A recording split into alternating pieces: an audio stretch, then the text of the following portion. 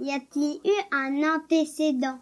En quelque sorte, oui, la mission Freedom 7 ou Freedom 7, qui a envoyé Alan Shepard dans l'espace en mai 1961, s'est déroulée à peu près de cette manière. Moins d'un mois après que le russe Yuri Gagarin fut le premier humain à aller dans l'espace, les Américains ne pouvaient pas rester sans rien faire. Il fallait qu'ils y arrivent également.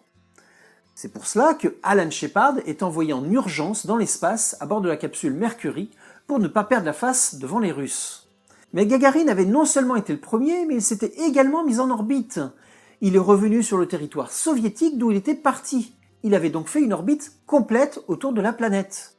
Quant à Alan Shepard, il a fait ce qu'on surnomme un saut de puce. Il a décollé de la Floride grâce à un missile balistique Redstone, transformé en lanceur spatial.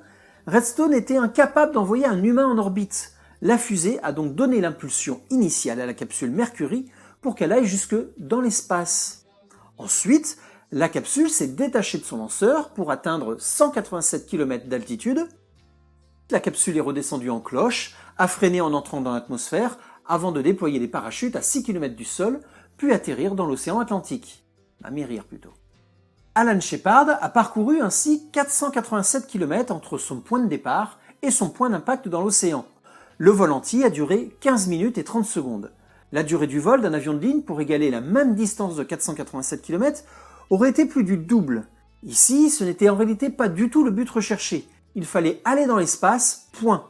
Et surtout communiquer dessus, nous avons réussi, on en est capable, en omettant de dire que les Russes avaient fait un orbite complet. Eux.